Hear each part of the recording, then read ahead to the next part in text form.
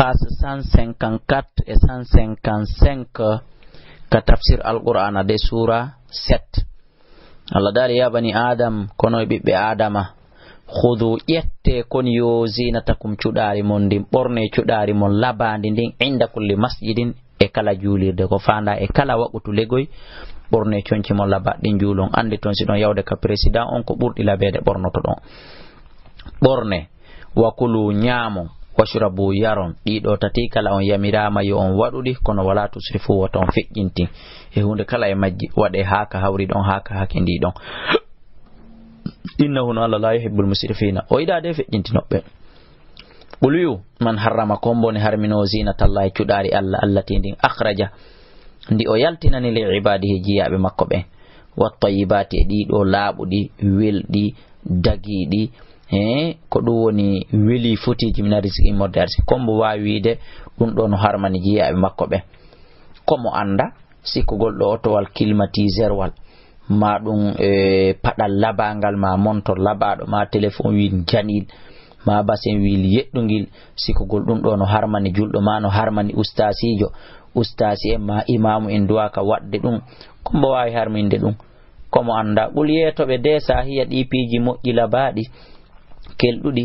lilladina goy ko wonande ɓen amanu gomɗinɓe goy ko sabu maɓɓe waɗi ɗum moƴƴinira ko sabu maɓɓe waɗi ɗum addira fil hayati duniya ka gurdan aduna so wona ɗum aratano khalisatan haray ko hertani ɗum ɓe spécial yawmal qiyamati ñande dargal kadhalika kono ni no fassirul ayati men fensitirta ayaje ɗe li qawmin wonande yimɓe ya'lamuna ɓe no anda qul innama harrama rabbiya ande ko jomi an harmini kon no ɗo alfawasha ko kala ko boni ñiddi ma zahara ko feeñi min ha e muɗum wama batana ko suuɗi wal ithma e bakkat wal bagya e bewre bi ghayril haqqi ko alda e gonga wa an tushriku billahi ende shirkan ton Allah ma lam yunazzil bihi konko jippinanali sultanan dalil wa an taqulu ende woloto libon ala Allah e hore Allah ma la ta'lamuna konkon anda wa li kulli ummatin wadan kala mufti ajalul lajal fa idha jaa wallahi sari ajaluhum lajal mabbe ngal la yastakhiruna be nettinantake goy sa'atan irsa e goto be hittin kisa wala yastaqdimuna be adintinantake non kadi ya bani adama Allah dal kono bibbe adama imma ya'tiyannakum amma si'ari rusulun nelabe minkum jiyabe modon ibnu adama sibbe mo yaqussuna alaykum be no gissano on janna on waajo on ayati ayaji ande famanittaqa kala hullu Allah wasulaha o moƴƴini fala khawfun alayhim rayben don kulul fawakib wala hum yunari yahzanuna sunoytobe walladhina bennon kaddabu finno be bi ayatina ayaji amen ne wastakbaru be mawnintini anha e gay gomdi golde ulaika ben don ashabun naroni be yite ngeng hum kambe fiya ka kandirite khalidun ko be luttinte faman azlamu ala non goy foto do toñude mim maniftara ha hewti on fendo ala layli be hore Allah kadiban penale aw kaddaba ma o fenni bi ayati ayaji Allah den ulaika ben Allah no wadani be nasibum gebe mabbe den immorde e lette legoy minal kitabi morde ka deftere hatta idha ja'atuhum ha si tawi woni aribe rusuluna nelaɓe amen ɓen ɗum malaika ɓen e yatawaffawnahum hiɓe waraɓe qalu ɓen malaika ɓen ene aynama kuntum hontoni ɗin sanamuji ɗi laatino ɗon tad'una e ɗon rewayno min dunillahi ko hewta Allah qalu ɓe jaabo dallu anna ɗi majjirimen wa shahidu kamɓe tigi ɓe seedito ala anfusihim e dow wonkeji maɓɓe ɗin anna wonde enele kamɓe kanu ɓe laatike kafirin hari koɓe hefere ɓe nani ko ɗum ɗon ko raɓɓiɗi kon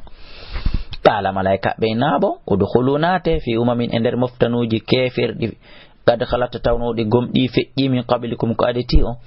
minal jinni imorde ka jinnaji wal insi ka yimbe finnar kanderita sibe nati tombe sumi Allah dali kullama dakhalat tuma kala nati kanderite ummatun mofte groupe generation la'anat o huda uhtaha dimmo makko mo tawi on derto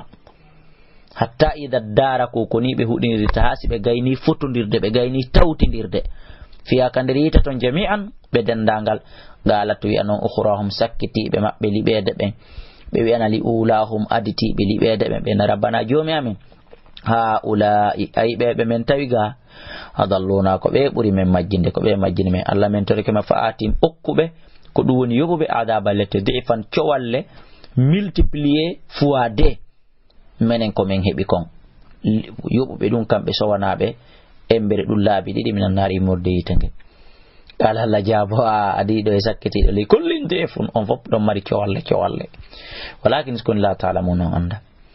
wa qalat wiya ulahum aramɓe maɓɓe welli khurahum wonande sakkitiɓen ɓen kadi yaabo ɓe naye ko ono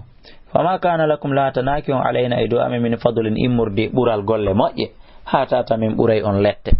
fadugul adaba onon kadi dekke lette ɗen bima kuntum sabu konko laaɗon taksibuna eɓen faggito innal ladina andena ɓen kaddabu finnoɓe bi ayatina ayaji amen ɗen wastakbaru ɓe mawnintini anha ga e jaɓugol ɗe wallahi andingol en ɓe natata aljanna furay Allah daali la tufattahu lahum udditantake ɓe abwabu sama e dambuɗe asama on wandi noon aljannaji ɗin kaka asama woni udditantake ɓe dambuɗe ɗen sakko ɓe nata ton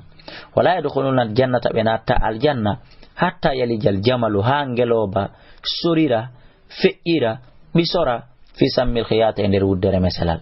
wande noon hay inna hunde kaari waɗata ha gertogal rewa e huddere meselal e andi daɗi waɗude nafere ma dammil ma nagge ma ngeloba ka wa kadhalika kono ni najisimen yoɓirta al mujrimina bomɓe ɓen lahum nodan ɓe min jahannama immorde ite jahannama